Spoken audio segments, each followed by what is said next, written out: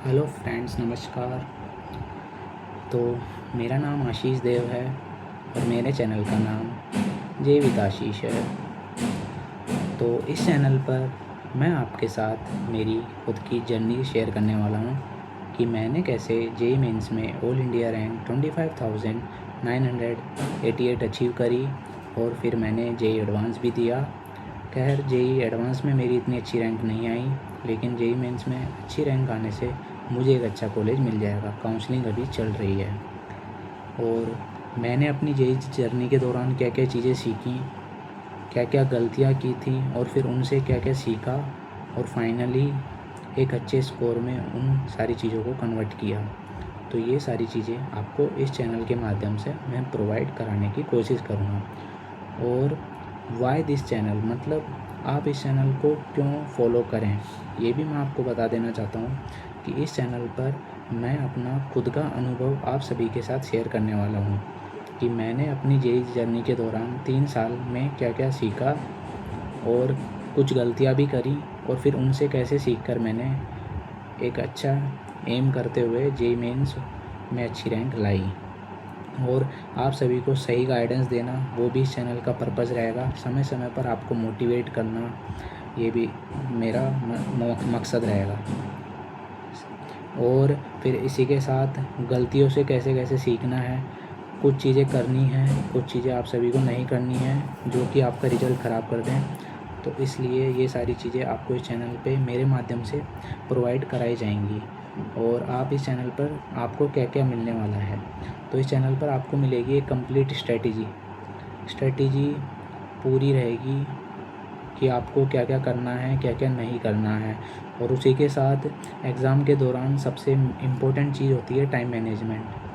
तो अगर देखो, एवरेज स्टूडेंट होता है, लेकिन अगर वो एग्ज़ाम के दिन अगर टाइम मैनेजमेंट कर लेता है और कुछ 75 क्वेश्चंस में से मान लो उसने 45 to 50 क्वेश्चंस भी अगर वो अच्छे से अटैम्प्ट करके आ जाता है ना, तो उसकी जेईई मेंस में बहुत अच्छी रैंक आ जाती है। तो time management is one of the main factor रहता है। और उसी के साथ आपको पीवाईक्यूज़ मैं इस चैनल पर प्रोवाइड कराऊंगा। पीवाईक्यूज़ में हम सारे पीवाईक्यूज़ नहीं करेंगे, हम वो सेलेक्टेड पीवाईक्यूज़ करेंगे जो पिछले 15 से 20 साल में रिपीटेटिव पूछे जा चुके हैं या फिर जिनकी आने की पॉसिबिलिटी 70 to 80% रहती है कि वो क्वेश्चन आपको एग्ज़ाम में देखने को मिल सकता है। और उसी के साथ मैं आपको कंप्लीट बुक्स एंड रिसोर्सेज बताऊंगा और ये भी बताऊंगा कि मैंने अपनी जेईई के जर्नी के दौरान कौन कौन सी बुक्स फ़ॉलो करी थी। अगर आप चाहें तो उन्हें फ़ॉलो कर सकते हैं, लेकिन मेरी तरफ से सबसे अच्छा रिसोर्सेज ये रहता है कि आप जहाँ पर भी कोचिंग कर रहे हों, वहाँ पे जो कोचिंग का मटेरियल है, सबसे पहले हमें वही पूरा सोल्व करना चाहिए।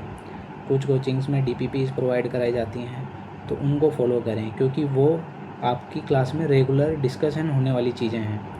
आप खुद से बुक्स रिसोर्सेज तो ख़रीद लेंगे, लेकिन वो आपका खुद का है, आप उसे एक्स्ट्रा टाइम में सोल्व कर सकते हैं, जिससे आपकी परफॉर्मेंस और अच्छी होगी। और इसी के साथ आपको इस चैनल पर पूरा मोटिवेशन मिलेगा और पूरी गाइडेंस मिलेगी कि आपको क्या क्या चीज़ें करनी है, क्या नहीं करनी, और एक अच्छी प्लान मिलेगा, स्ट्रेटेजिक प्लान। और तो आप सभी नेक्स्ट वीडियो किस टॉपिक पे चाहते हैं वो कमेंट में लिख के ज़रूर बताएं। और एक इम्पोर्टेंट बात थी, ये है कि मेरी जर्नी के दौरान जब पहला अटैम्प्ट हुआ था जनवरी में, तो मेरी उसमें परसेंटाइल आई थी 94.3। तो उस टाइम मैं बहुत सैड फील कर रहा था, मुझे लग रहा था अब तो जेईई मेंस में भी नहीं होगा अच्छी रैंक। तो फिर मैंने अपने टीचर्स के साथ सारी चीज़ें डिस्कस करी। मैंने उन्हें बताया कि सर, मेरे से ये गलतियाँ हुई थी, और फिर उन्होंने एक प्रॉपर प्लान बनाया 2 महीने का मेरे लिए। और फिर जब अप्रैल अटैम्प्ट आया तो मैं उस प्लान के तहत पूरा फॉलो करता गया। फिर अल्टीमेटली अप्रैल अटैम्प्ट में मेरी परसेंटाइल 94.3 से 35 से इम्प्रूव होकर 98.37 में कन्वर्ट हो गई और एक अच्छी रैंक आ गई। और 1 महीने का जो हमें गैप मिला था, मार्च में पूरी छुट्टियां थी क्योंकि उस समय बोर्ड चल रहे होते हैं 10th और 12th क्लास वाले बच्चों के। तो उस समय टीचर्स ने हमें कहा था कि जितने ज़्यादा मॉक टेस्ट हो सकें उतने ज़्यादा लगाएं। तो उसी टाइम मैंने अरिहंत की एक मॉक टेस्ट की ऑफलाइन कुछ मॉक टेस्ट मंगाए थे, ऑनलाइन ऑफलाइन पेपर्स। 15 पेपर थे तो मैंने वो सारे करे थे, इसके कारण ही जेईई मेंस में मैं अच्छा परफॉर्म कर पाया, क्योंकि पेपर जब हम करते हैं ना तो उनसे ही हमें गलतियों का पता लगता है। तो आपको नेक्स्ट वीडियो किस टॉपिक पे चाहिए ये कमेंट में ज़रूर बताएं और चैनल को सब्सक्राइब करना ना भूलें। धन्यवाद। जय हिंद।